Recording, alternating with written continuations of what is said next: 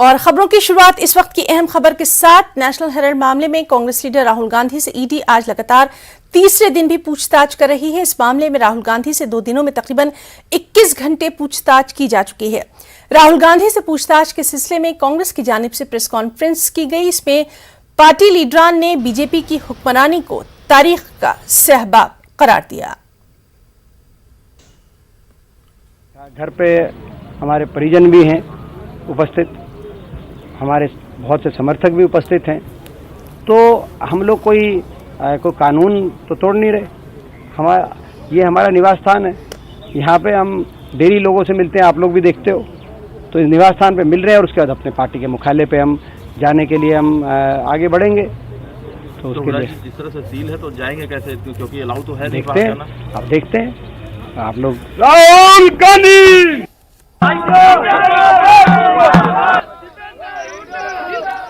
राजी लगातार हम आप तक ये बराह रास्त तस्वीर पहुंचा रहे हैं। हमारे साथी रवि सिसोदिया लगातार ये तस्वीरें पहुंचा रहे हैं। कांग्रेस का जो एहतजाज है वो आज तीसरे दिन में दाखिल हो चुका है।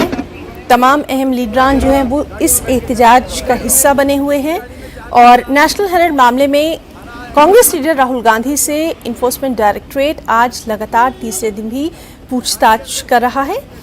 2 दिनों में तकरीबन 21 घंटे तक राहुल गांधी से पूछताछ की जा चुकी है और आज ये तीसरा दिन है। और वहीं लगातार ये भी हम देख रहे हैं कि कांग्रेस जो है वो सरापा एहतजाज बनी हुई है। जबरदस्त एहतजाज AICC हेडक्वार्टर के बाहर, कांग्रेस का जो हेडक्वार्टर है उसके बाहर देखा जा रहा है। हालांकि पुलिस ने बैरिकेडिंग्स लगाई हुई है, सिक्योरिटी के पुख्ता बंदोबस्त भी दिखाई दे रहे हैं। खुसूसी जो व्हीकल्स है, खुसूसी बसों का इंतजाम किया गया है। कई कारकुनों को हिरासत में भी लिया जा चुका है और कांग्रेस का ये एहतजाज जो है ये लगातार शिद्दत इख्तियार करता जा रहा है। साफ तौर पर कांग्रेस के जो तमाम अहम लीडरान हैं उनका यही कहना है कि उनकी आवाज़ यानी अपोजिशन की आवाज़ को दबाने की ये कोशिश की जा रही है।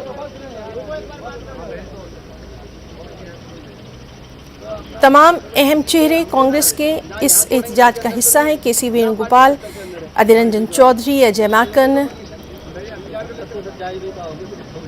P चिदम्बरम, भूपेश बघेल।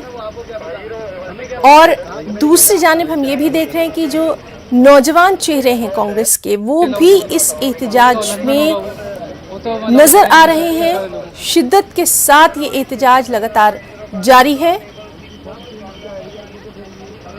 तस्वीरों में आप देख सकते हैं कि सिक्योरिटी के भी बंदोबस्त किए गए हैं, बैरिकेडिंग्स हैं, खुसूसी दस्तों को वहां पर तैनात किया गया है।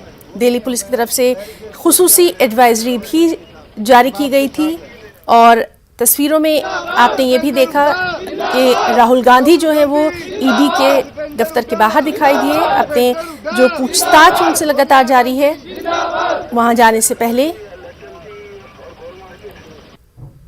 और एहतजाज भी लगातार जारी है।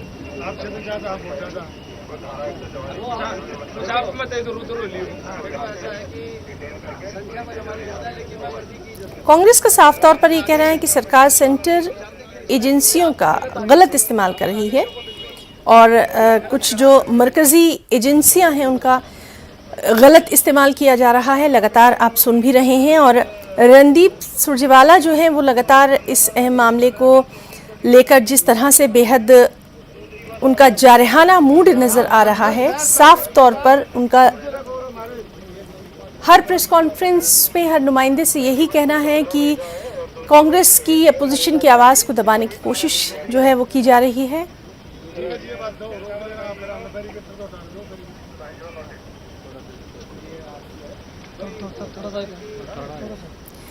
और मरकजी वजीर अक़लियती उमूर मुख्तार अब्बास नकवी ने कांग्रेस के इस एहतजाज को ड्रामा करार दिया है। मुख्तार अब्बास नकवी के मुताबिक अपनी बदउनवानियों को छुपाने के लिए कांग्रेस सड़कों पर उतरी है।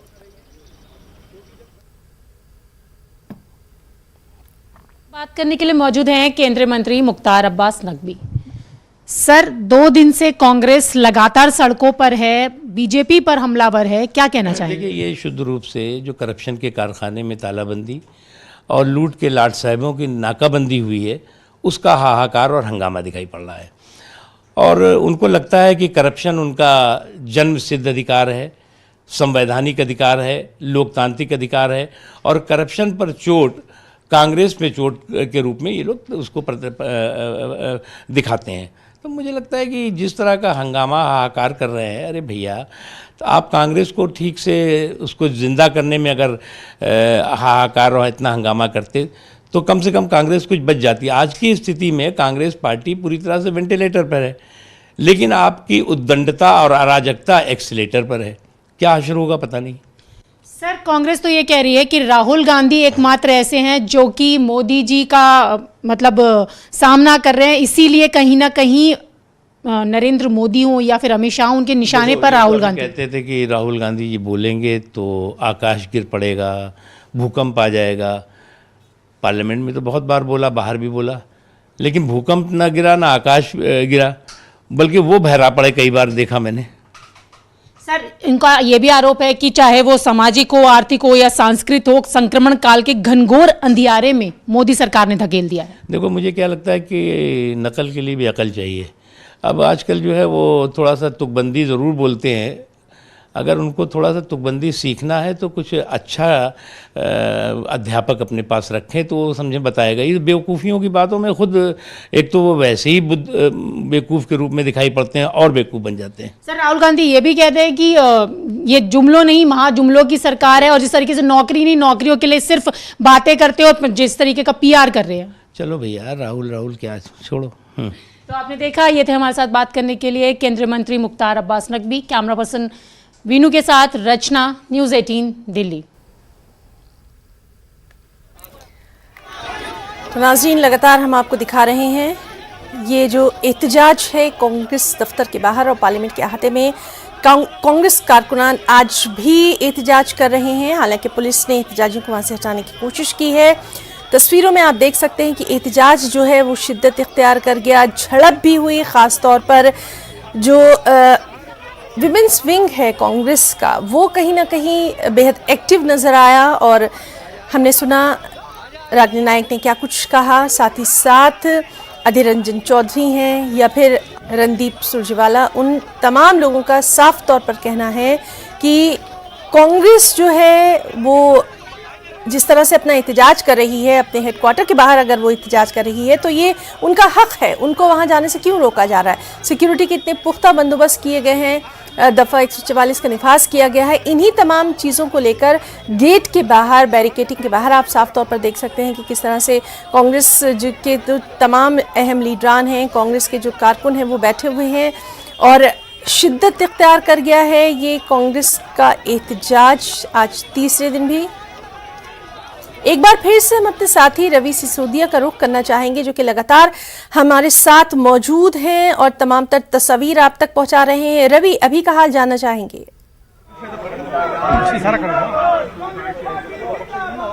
देखिए, अभी भी जो धरना था कांग्रेस का, वो कांग्रेस मुख्यालय के सामने अभी जो कांग्रेस के लीडर्स हैं उनका धरना अभी भी चल रहा है। और जो सबसे अहम बात जो कही जा रही थी इस धरने को लेकर कि इनका ये कहना है कि 144 अगर लगा हुआ है तो ऐसे में इनको जाने की या यूं कहें इजाजत कैसे दी जा रही थी। बात करते हैं, हमारे साथ हैं राजस्थान कांग्रेस के अध्यक्ष हैं डोटासरा से, उनसे बात करते हैं। सर, आप लोग धरने पे क्यों बैठे हुए हैं? देखिए, AICC में पहली बात तो किसी को घुसने नहीं दिया जा रहा है।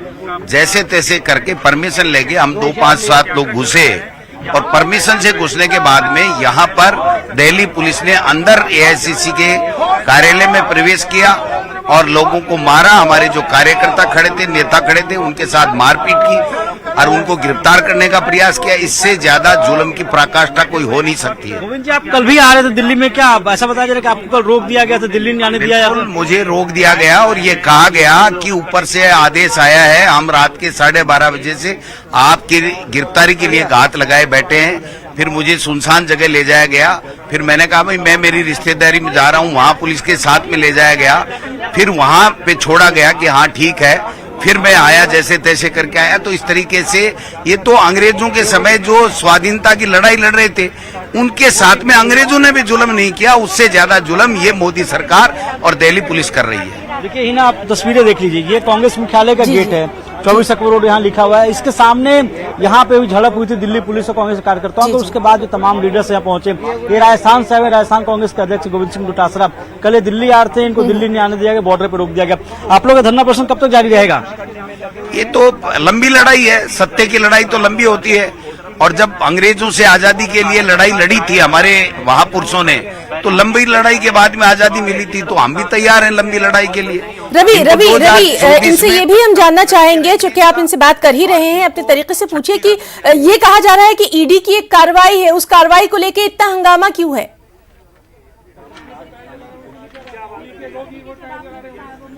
आप ये बताइए सर कि ईडी की कार्रवाई को लेकर कितना हंगामा क्यों हो रहा है? जब कार्रवाई ईडी करे तो इतना हंगामा क्यों? में जा रहे हैं तो राहुल जी कहाँ दिक्कत आ रही है? प्रोटेस्ट आप लोग हम हमारे प्रोटेस्ट कहाँ, हम हमारे कार्यालय में नहीं आ सकते?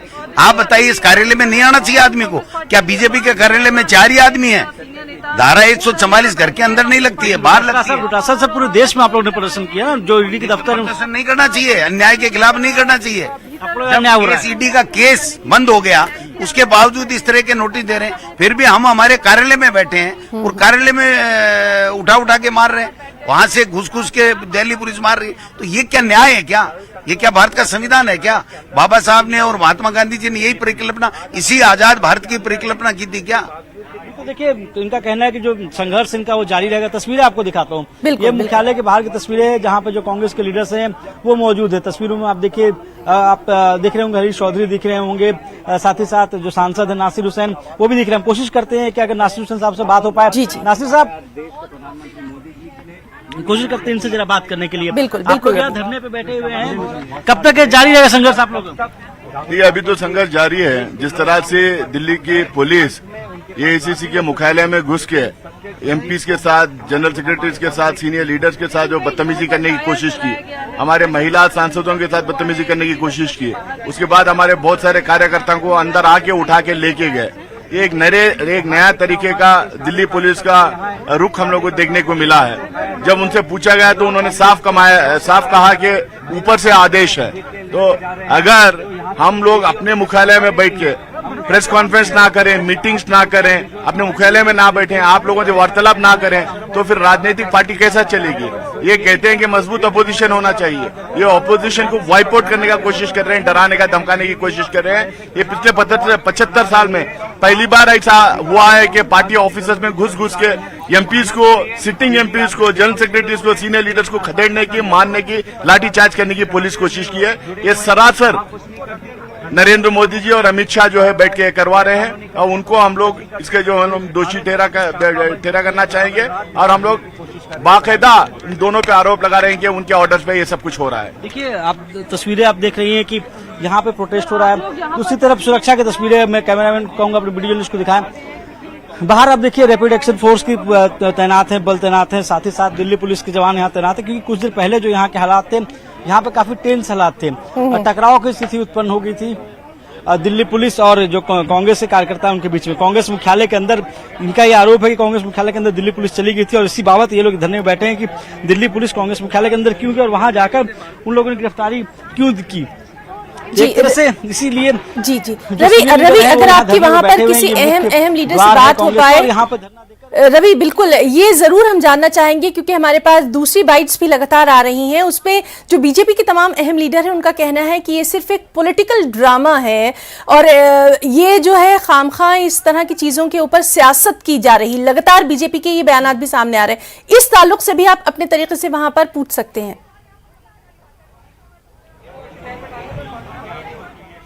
बिल्कुल, देखिए जो लीडर्स हैं उनसे बात करने की कोशिश करते हैं और इस पे समझने की कोशिश करते हैं कि क्या है। अभी आप लोग यहाँ धरना दे रहे हैं, लेकिन बीजेपी की तरफ से कहा जा रहा है कि एक पॉलिटिकल ड्रामा कांग्रेस कर रही है इस पूरे मसले पे, ईडी वाले मसले पे। नाटक उन्होंने बनाया है, मजाक बनाया है ईडी का, मजाक बनाया है दिल्ली पुलिस का। जो ये जो संवैधानिक जो इंस्टीट्यूशन है जिनको अपना काम करना चाहिए, उनको अपना एक आरएसएस की शाखा में व्यवहार करके नाटक उन्होंने बनाया है। देश के लोग भी जानते हैं कि ये नाटक बीजेपी कर रही है ताकि देश के जो मुद्दे हैं वो आपकी चैनल पे ना आए। आज यहाँ पे चाइना हमारे वो सीमा पे है, बेरोजगारी की समस्या है, किसानों की ये समस्या है, बढ़ते हुए मूल्यों की ये समस्या है, इन सभी से ध्यान भटकाने का ये एक सोची समझी हुई साजिश है। गौरव जी, मामला ईडी में है, ईडी ने पूछताछ के लिए बुलाया है राहुल गांधी को, तीसरे दिन की पूछताछ है, तो फिर धरना प्रदर्शन की प्रोटेस्ट क्यों आप लोगों का था? मामला जुडिशरी में 2012 से चल रहा है, उसके बावजूद भी ईडी को आज उनके पास कोई पुख्ता सबूत नहीं है। ईडी जिस प्रकार से काम कर रहा है सबने देखा है। ईडी के आसाम में मुख्यमंत्री जो पीपीई किट की करप्शन में जुड़े हुए हैं, क्या उनके पास गई है? कर्नाटक में जो कमीशन खाने वाली भाजपा सरकार है, क्या उनके पास गई है? तो ईडी की जो एकपक्षता है, कुछ सरकारी कर्मचारी हैं जो प्रधानमंत्री मोदी जी और गृह मंत्री अमित शाह जी को खुश करना चाहते हैं। और प्रधानमंत्री मोदी जी का ये स्वरूप है कि जब भी विरोध की जो आवाज उठती है तो पुलिस, इनकम टैक्स, सीबीआई और ईडी से भेजकर उनके विरोध की आवाज को कुचलने की जो कोशिश है, ये सब लोग समझ चुके हैं। अहंकार में ये आज देश को एक रावण राज बनाने की कोशिश कर रहे हैं। देखिए हिना, ये युवा सांसद है कांग्रेस के गौरव गोगोई, जिन्होंने अपनी बातें रखी और कहा है कि क्यों ये लोग प्रोटेस्ट कर रहे हैं। अभी भी जो संख्या है यहाँ पे लोगों की वो बढ़ती जा रही है। हालांकि अब मुख्यमंत्री भूपेश बघेल कुछ देर पहले तक यहाँ बैठे हुए थे, अब वो यहाँ धरने से जी रवि, तो लगातार इस एहतजाज, इस प्रोटेस्ट पर हमारी नजर बनी हुई है। फिलहाल के लिए रवि, आपका और आपके जो साथी हैं सोनू, दोनों का बहुत बहुत शुक्रिया हम अदा करना चाहेंगे। लगातार आप तस्वीर हमारे नाज़रीन तक पहुंचा रहे हैं। खबरों का सिलसिला जारी रहेगा। फिलहाल एक छोटे से ब्रेक के लिए रुकना चाहेंगे। इस न्यूज हेडलाइंस के प्रायोजक पेट सफा आयुर्वेदिक जूस। पेट सफा, हर रोग दफा।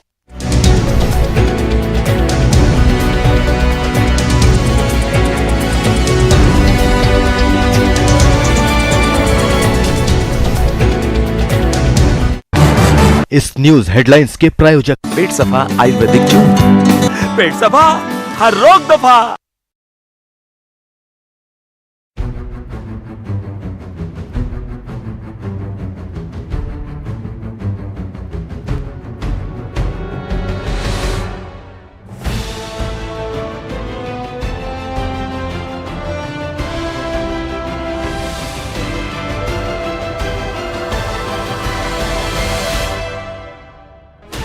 Sixteen channels, 15 languages, 26 states, 1,200 plus reporters, 66.9 crore viewers. India's largest news network, News 18 Network.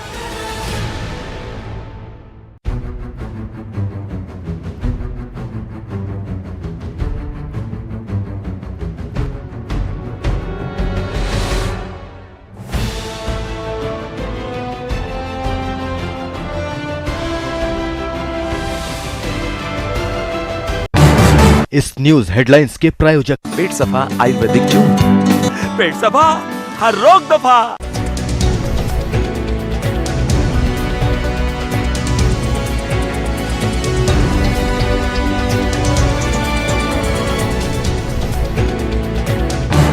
इस न्यूज हेडलाइंस के प्रायोजक पेट सफा आयुर्वेदिक जूस। पेट सफा, हर रोग दफा। कुछ और अहम खबरें भी। मुल्क भर में कोरोना के 8,822 नए मामले देखे जा रहे हैं। 24 घंटों के दौरान 15 अफराद की कोरोना से मौत हो चुकी है। मुल्क भर में एक्टिव मामलों की तादाद 53,000 से ज्यादा हो गई है। रोजाना इन्फेक्शन की शरह 2.35% रिकॉर्ड की गई है। में कोविड की स्पीड एक बार फिर से बढ़ने लगी है और ये बढ़ती स्पीड लोगों के लिए चिंता का सबब बनती जा रही है। इस वक्त हम एलएनजेपी हॉस्पिटल के अंदर खड़े हैं। एलएनजेपी हॉस्पिटल के डायरेक्टर डॉक्टर सुरेश कुमार का कहना है कि मामले भले ही तेजी से बढ़ रहे हैं, लेकिन फिलहाल घबराने की ज़रूरत नहीं है, क्योंकि पेशेंट जो हैं वो अपने घरों में ही ठीक हो रहे हैं। हॉस्पिटल में एडमिट होने की ज़रूरत नहीं पड़ रही है। और साथ ही साथ उनका कहना है कि ज़्यादा से ज़्यादा लोगों को बूस्टर डोज लगवानी चाहिए। कोविड की दोनों वैक्सीनेशन की डोज के साथ साथ बूस्टर डोज लगवाना बेहद ज़्यादा ज़रूरी है। और इसके साथ ही उनका ये भी कहना है कि जो कोविड-19 की गाइडलाइंस हैं उनको फॉलो करना बेहद ज़रूरी है। मास्क का इस्तेमाल करें, सैनिटाइजेशन करें और सामाजिक दूरी बनाकर रखें, क्योंकि जिस तरीके से इन दिनों तस्वीरें देखने के लिए मिल रही हैं, लोग एक तरीके से कोविड-19 के प्रोटोकॉल को पूरी तरीके से भूल चुके हैं, मास्क का इस्तेमाल नहीं कर रहे हैं, सामाजिक दूरी नहीं बना रहे हैं और यही कारण है कि मामले एक बार फिर से बढ़ने लगे हैं। और आप अगर हॉस्पिटल में देखें तो यहाँ पर पेशेंट्स की संख्या भी ना के बराबर है। हालांकि कोविड-19 के पेशेंट बेहद कम आ रहे हैं और जिन लोगों की पिछले 24 घंटे में मौत हुई है उनमें कोई ना कोई गंभीर बीमारी थी, उसके बाद उनकी मौत हुई है। ऐसे में जो बढ़ते मामले हैं वो चिंता के साथ साथ इतने ज़्यादा डरावने नहीं हैं। इनको सतर्कता और जागरूकता के साथ कम किया जा सकता है। इसीलिए डॉक्टर्स भी लगातार लोगों से अपील कर रहे हैं कि कोविड-19 के प्रोटोकॉल्स का पालन करें और बढ़ते हुए कोरोना को कम करने में अपनी भागीदारी निभाएं। कैमरा पर्सन वीनू के साथ रचना, न्यूज़ 18 दिल्ली। देश भर में कोविड के मामले एक बार फिर से स्पीड पकड़ रहे हैं। पिछले 24 घंटे की बात अगर हम करें तो 8000 से ज़्यादा नए मामले सामने आए हैं। हमारे साथ बात करने के लिए मौजूद हैं एलएनजेपी हॉस्पिटल के director doctor Suresh Kumar. Sir, जिस तरीके से कोविड एक बार फिर से स्पीड पकड़ता नज़र आ रहा है, पिछले 24 घंटे की बात करें तो 8000 से ज़्यादा नए मामले सामने हैं। दिल्ली की बात करें तो 1118 नए मामले सामने। निश्चित रूप से हमने देखा कि पिछले 4-5 दिन से केसेस बढ़े हैं, पर इसके साथ साथ जो हॉस्पिटलाइजेशन है वो इतना ज़्यादा नहीं है। अभी हमारे यहाँ 16 पेशेंट है, 16 पेशेंट हैं लोकनायक में, और उसमें खाली एक पेशेंट ऐसा है जो कि सिक है, जो वेंटिलेटर पे है। बाकी सारे जो पेशेंट्स हैं वो स्टेबल हैं, मॉडरेटली सिक हैं, और वही पेशेंट है जिनको कि लंबी बीमारी हैं जैसे कि टीबी, डायबिटीज़, हार्ट की बीमारी, तो इस तरह के पेशेंट्स आ रहे हैं। पर पॉजिटिविटी निश्चित रूप से बढ़ी है। ये हमने देखा है कि पॉजिटिविटी 5% से भी ऊपर आ गई है। तो ये एक हमें ज़्यादा अलर्ट होने की आवश्यकता है। और हमने देखा है कि जो पब्लिक है वो भी अब लापरवाह हो गई है, क्योंकि मास्क का प्रयोग कम कर रहे हैं लोग, और कोविड की गाइडलाइंस है उसका पालन करना होगा, क्योंकि जो वायरस है अभी वातावरण में, एनवायरनमेंट में मौजूद है। अभी कोविड का जो वैक्सीनेशन है वो हमारा इंडिया में बहुत अच्छा है, और बूस्टर डोज भी अब लग रहा है, तो जो सीवियरिटी है वो बहुत कम है। बिल्कुल सर, मामले जिस तेजी से दोबारा से बढ़ रहे हैं, कहीं ना कहीं सरकार की चिंता तो उससे बढ़ गई है, क्योंकि अगर हम पिछले 24 घंटे की बात ही करें तो 15 लोगों की जान भी गई है। तो ऐसे में सर, आपने कहा कि सतर्कता बरतने की अभी ज़रूरत है, लेकिन लोग भी लापरवाह से नज़र आ रहे हैं। अभी यहाँ हमने देखा कि बहुत सारी जगहों पे निश्चित रूप से बहुत ज़्यादा लोगों को जब वैक्सीन लग जाती है तो उनको ऐसा लगता है कि वैक्सीन लगाने के बाद वो सुरक्षित है और कोरोना दोबारा नहीं होगा। पर हमने देखा है कि जो वायरस है उसमें निरंतर चेंज हो रहा है, म्यूटेशंस हो रहे हैं, वायरस के जो हैं वो अपना स्वरूप बदलता रहता है। और इसके साथ साथ यदि हम अपना कोविड का गाइडलाइन का पालन नहीं करते हैं तो ये जो संक्रमण का दर है, पॉजिटिविटी रेट है, वो बढ़ती है। तो हमें ज़्यादा से ज़्यादा कोविड गाइडलाइंस पे ध्यान देना है और बूस्टर लगवाना है, क्योंकि ये जो वैक्सीन है इसकी जो एफिकेसी है, हमने देखा है कि 6 से 9 महीने के बाद इसका जो एंटीबॉडी टाइटर कम होता है। तो हर 6 महीने बाद, 8 महीने बाद हमें ज़रूर बूस्टर लेना होता है। तो बूस्टर ज़रूर लगाएं। वैक्सीन जिसने सेकेंड डोज नहीं लिया है वो ज़रूर लगाएं, और कोविड की जो गाइडलाइंस है उसका पालन करें। तो आपने देखा, ये थे हमारे साथ बात करने के लिए डॉक्टर सुरेश कुमार, जिनका कहना है कि मामले भले ही थोड़ा सा तेजी से बढ़ रहे हैं, डरने की ज़रूरत नहीं है। वैक्सीनेशन के साथ साथ बूस्टर डोज लगाना ज़रूरी है, और साथ ही साथ जो प्रोटोकॉल्स है कोविड गाइडलाइन के, उनको अभी लापरवाही के साथ छोड़ने की ज़रूरत नहीं है, उनको अभी भी पालन करने की बेहद ज़्यादा ज़रूरत है। कैमरा पर्सन बीनू के साथ रचना, न्यूज़ 18 दिल्ली। मुल्क की कई रियासतों से पेट्रोल और डीजल के स्टॉक में कमी की शिकायत मौसूल हो रही है। खबर रसा एजेंसी ANI के मुताबिक उत्तराखंड के हरिद्वार में भी ऐसे हालात देखने को मिल रहे हैं। हालांकि all India petrol pump dealers association के मुताबिक पूरे हिंदुस्तान में पेट्रोल और डीजल की कोई कमी नहीं है, लेकिन कुछ पॉकेट्स में पेट्रोल डीजल की कमी है। पेट्रोल पंप की जरूरत के मुताबिक सप्लाई नहीं हो पा रही है। All India petrol pump dealers association ने जल्द ही सूरत हाल ठीक हो जाने की यकीन दहानी भी कराई है। तेल की मारामारी सबसे दिक्कत परेशानी आ रही है। ये तो 2 दिन से आ रही है सर जी। कितनी लंबी लंबी लाइनें लग रही है? लाइन तो बहुत लंबी लंबी लग रही है सर जी, और रातों तक तेल में भीड़ में खड़े रहे तेल के चक्कर में। अब कितनी देर में नंबर आया आपका? अब भी ऐसा आया 1 घंटे में सर जी। तेल खत्म हो चुका है, यही प्रॉब्लम बताई जा रही है सर जी। हमने यही सुना पीछे से तेल नहीं आ रहा है, इसलिए तेल नहीं मिल रहा। 2-3 तो बंदी पड़ेगी, बिल्कुल है नहीं तेल ने, सब पे भीड़ है बहुत ज़्यादा। गर्मी दिक्कत हो रही है, गर्मी भी है। अरे सर बहुत दिक्कत हो रही है, बिना तेल के तो कुछ काम ही नहीं होगा। सर ये कुछ बता नहीं पा रहे हैं, खाली ये है कि पेट्रोल नहीं है, बस है ही नहीं, तेल ही नहीं है कह रहे हैं बस। और कोई लॉजिक भी तो नहीं है कि भैया क्यों नहीं आ रहा है, कोई समस्या किसी ने पहले अनाउंस करवा दिया चलो यार डलवा लो। अब डॉक्टर के पास जाना है आदमी कहाँ से जाएगा, ना गाड़ी चलेगी ना उठाएगी, तो रिक्शा पे तो लेके नहीं जाएंगे किसी। मध्य प्रदेश के कई इलाकों में पेट्रोल और डीजल की शदीद किल्लत देखी जा रही है। यहाँ डिमांड के मुताबिक सप्लाई नहीं की जा रही। जिन इलाकों में पेट्रोल और डीजल की किल्लत है वहां पेट्रोल पंप बंद पड़े हैं, जिसकी वजह से आम लोगों को शदीद दिक्कतों का सामना है। एक अंदाजे के मुताबिक मध्य प्रदेश में 750 से ज्यादा पेट्रोल पंप ड्राई हैं।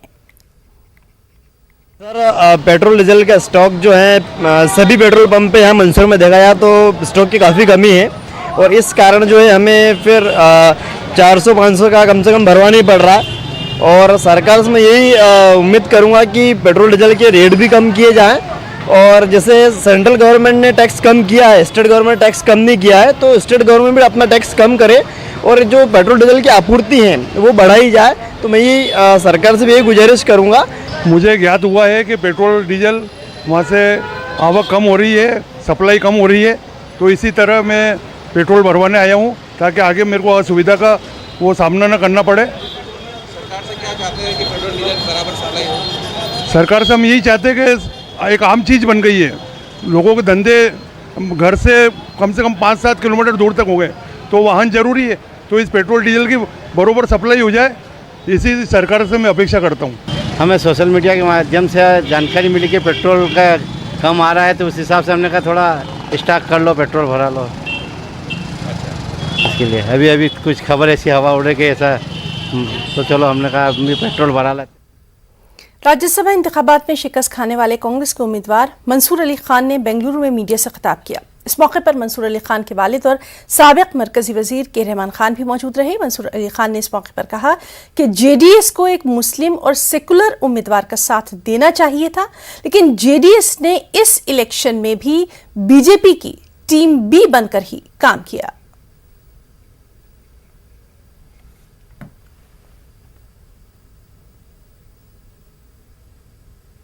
खबरों में फिलहाल इतना ही। आदाब।